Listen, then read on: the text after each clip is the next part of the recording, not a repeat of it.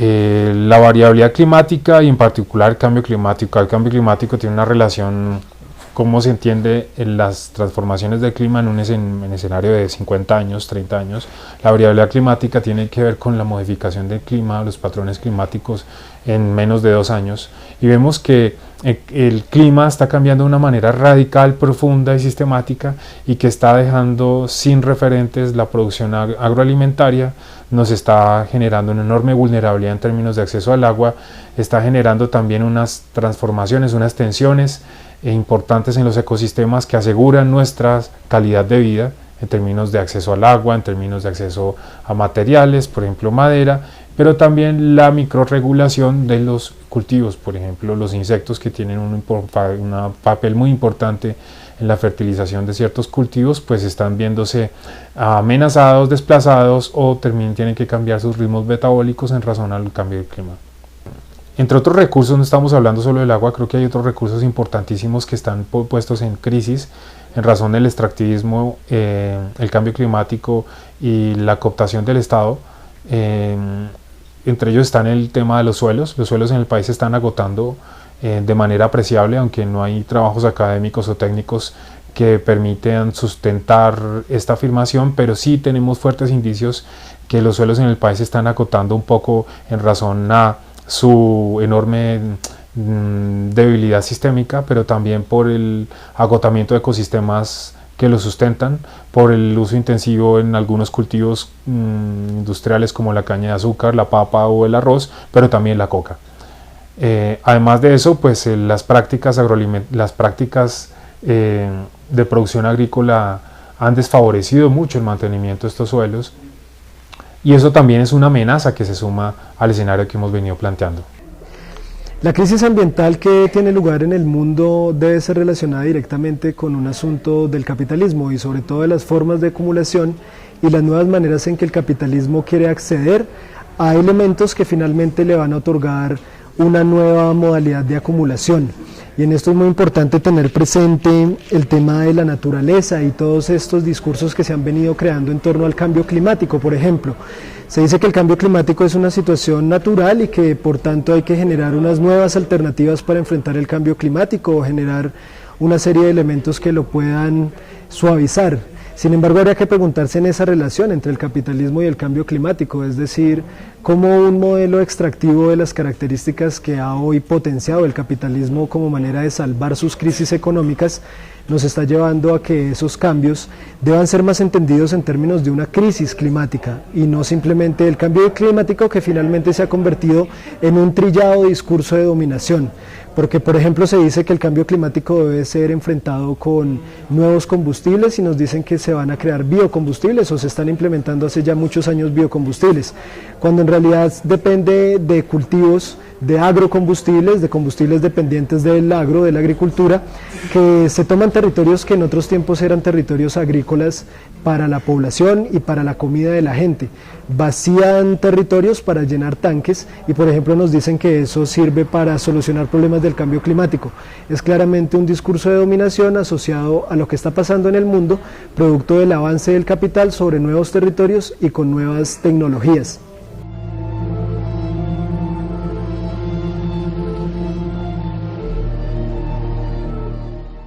Pues yo creo que la expansión de la sociedad capitalista, la expansión del capitalismo tiene una relación directa con el agotamiento, la demanda y la sobreexplotación de los recursos naturales como desde una perspectiva económica, o la agresión contra la naturaleza o la relación naturaleza-ecosistema-sociedad-hombre. Yo veo que la expansión del capitalismo desde el siglo XIX ha estado directamente relacionada con el uso intensivo de combustibles fósiles, que es lo que mueve, de alguna manera es lo que mueve nuestra sociedad. Los motores de combustión interna, ya sean automóviles, grandes barcos, el desarrollo de la industria química, la industria de fertilizantes, la industria en general, los agroquímicos, están directamente relacionados con el uso de combustibles fósiles, petróleo, gas y carbón. En particular, los niveles de acumulación global capitalista están relacionados sin lugar a dudas con la sobreexplotación de combustibles fósiles en todo el mundo. Y la expansión del capitalismo en los últimos 10 años tiene como uno de sus síntomas más claros es el agotamiento y el incremento sostenido de la demanda en el consumo de combustibles fósiles. Importante señalar en esa dinámica que podría ser entonces una dinámica de cuál es hoy el modelo extractivo en el mundo. Primero hay que señalar que hay una división internacional del trabajo y esa división internacional del trabajo dice que unos países se dedican a exportar materias primas y obviamente hay que explotar esas materias en esos países. Recordemos que esas materias primas son minerales, metales, aguas, alimentación, etcétera, productos agrícolas que están en los territorios y que el capital tiene que avanzar sobre esos territorios para lograr poder seguir acumulando. Entonces la División Internacional del Trabajo nos hace a los países del sur global, países explotados para exportar materia prima y otros países son los procesadores de esa materia y los que finalmente nos venden productos a 6 o 7 veces los precios de lo que se ha explotado en intercambios económicos y ecológicamente desiguales en América. Otro asunto que viene ligado a la División Internacional del Trabajo es que las economías se reprimarizan, es decir, se pierden los avances en industrias livianas, por ejemplo como en Colombia, la industria textil de los 70 y 80, y se convierte entonces la economía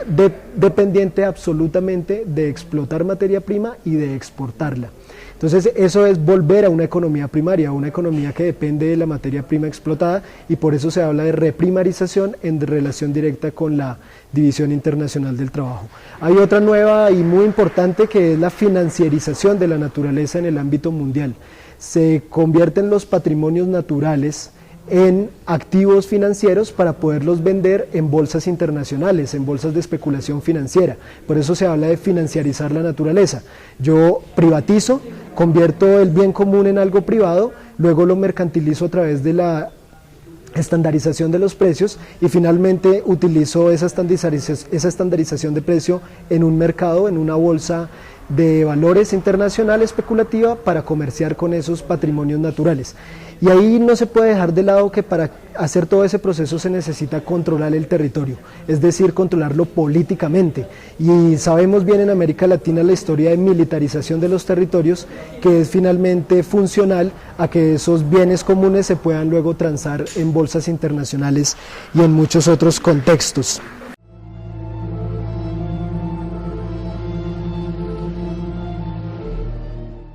El panel intergubernamental de cambio climático está señalando ya que empiezan a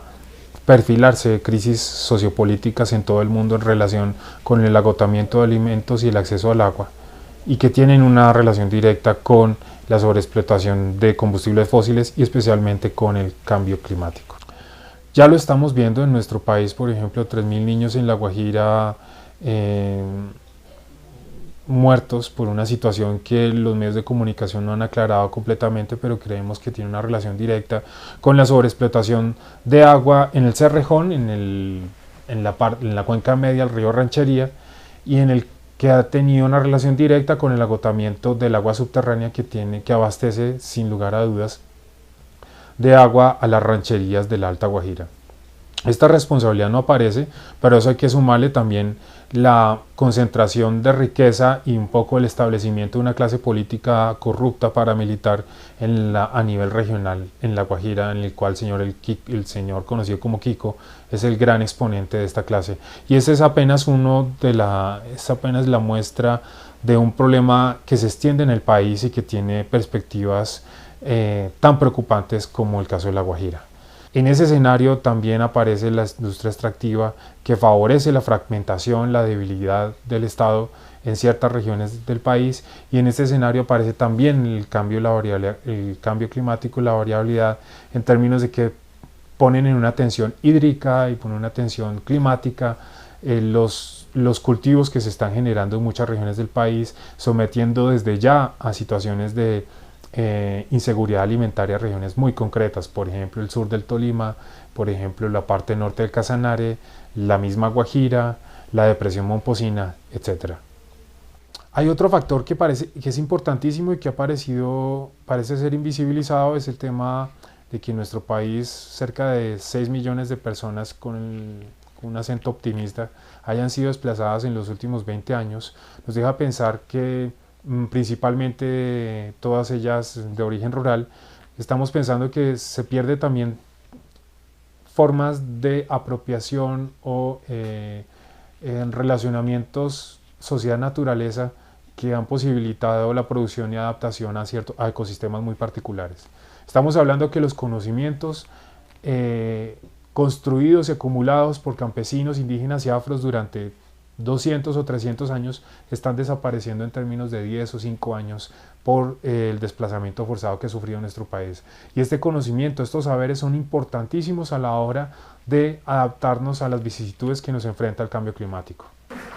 ¿Qué relación tiene ese modelo extractivista con el mundial, con el modelo colombiano? Pues necesariamente nosotros entramos en la dinámica. Nosotros nos convertimos en una economía de explotación primaria para alimentar el sistema metabólico económico mundial. Y en Colombia nosotros lo hemos analizado principalmente en 4 temas: el extractivismo petrolero, el extractivismo minero, el extractivismo relacionado con las represas y el extractivismo que genera la agroindustria. Estos 4 variantes del extractivismo en Colombia han llevado una presión total sobre los territorios. Recordemos que es necesario tomar nuevas herramientas, hay que ampliar las fronteras extractivas porque los minerales, el petróleo, ya se encuentran más dispersos y por tanto hay que abarcar más territorio para obtener los mismos minerales de hace otros años y el mismo petróleo, y eso genera que haya que afectar a más poblaciones que son los herederos de esos territorios. Con eso quiero decir también que la ampliación de la frontera extractiva y la dinámica de los minerales, el petróleo, las aguas, etcétera, en el mundo,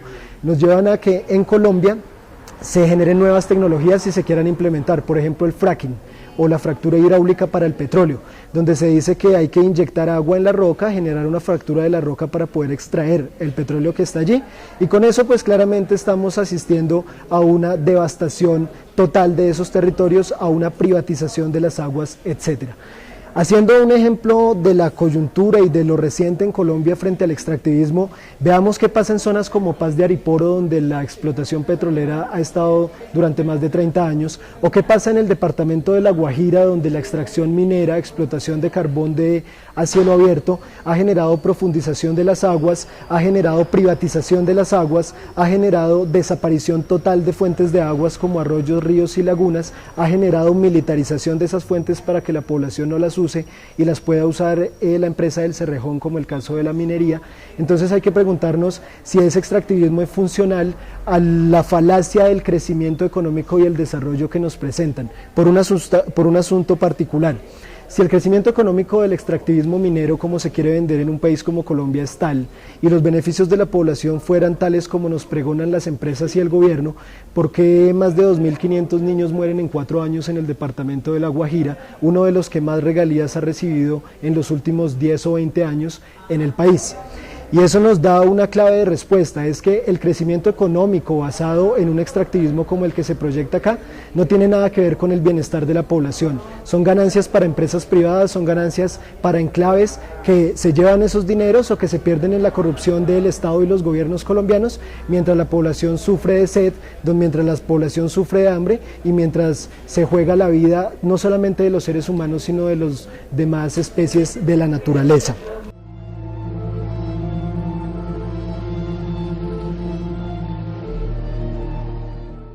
Ahí es donde nosotros vemos que hay un reto enorme en el sentido de replantear los cimientos con los que está fundada nuestra civilización, y tienen relación directa con nuestra demanda o los satisfactores o nuestra demanda de bienestar, nuestras expectativas de bienestar, en términos también de redistribución de la riqueza y en términos de cuáles son los recursos disponibles para nuestra generación y las generaciones que vienen. El escenario que se plantea no es nada alentador. Creemos que tenemos que partir de una retoma de la institucionalidad. Creo que la institucionalidad está en manos de los intereses corporativos y creo que es urgente retomar el Estado como un instrumento de garantía de derechos, como garantía de los intereses estratégicos de la nación, y tenemos que reapropiarnos de los territorios en términos de asegurar las condiciones mínimas de vida en un escenario cada vez más complejo. Esto pasa también por replantear la política que ha favorecido el extractivismo en nuestro país, y necesitamos urgentemente buscar alternativas que garanticen la sostenibilidad de la producción alimentaria en el país. Esto significa afianzar la disponibilidad de agua, por ejemplo, afianzar la capacitación técnica que nos permita salir del paradigma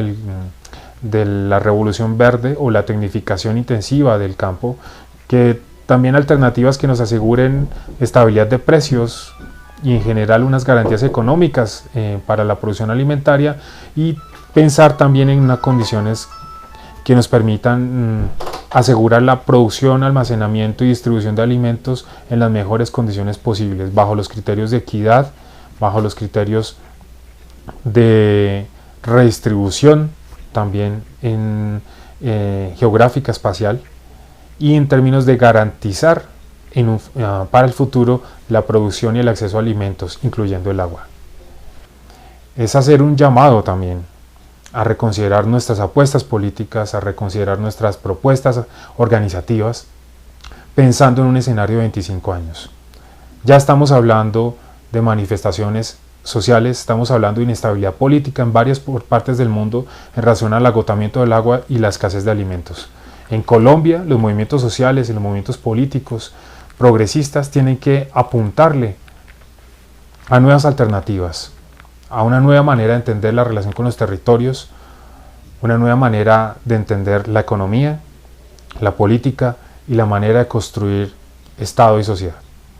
La alternativa creo que claramente es una resistencia por permanecer en el territorio, y esto viene acompañado de necesariamente generar nuevas formas, por ejemplo, de energía, generar energías donde la soberanía sobre esas energías sea una base clave de la posibilidad de los seres humanos de surtirse de ese bien común y de ese derecho que es la energía. Hay manejos comunitarios del agua. En las zonas donde las aguas han sido privatizadas, las comunidades se organizan para manejarla, y manejarla de acuerdo a su cosmovisión y para manejarla de acuerdo a la manera en que es funcional para el bien común, para la utilidad pública real de la población. Acá nos dicen que la minería es de utilidad pública, pero ¿cómo va a ser de utilidad pública la minería si es necesariamente un negocio de empresas transnacionales y de algunas empresas privadas? La utilidad pública debería ser más bien redefinida de acuerdo a los bienes comunes, y como por ejemplo las aguas son un bien que entregan utilidad a la población en el conjunto del país.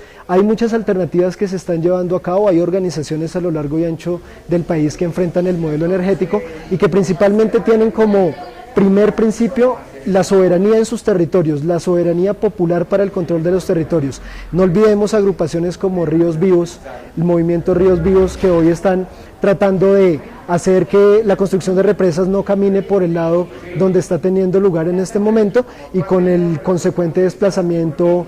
legal por parte del Estado y de las empresas de la población. Creo que en conjunto habría que no desligar de ninguna manera el contexto global de la explotación y el extractivismo con lo que pasa en nuestro país, con lo que pasa con nuestra economía, pero sobre todo no perder de vista que frente a esto hay cada día más organización, hay cada día más formas de enfrentar la problemática desde los trabajadores en alianza con las comunidades, desde las comunidades en alianzas con las organizaciones, etcétera, y que en última instancia esos proyectos como la locomotora mineroenergética de Santos no están teniendo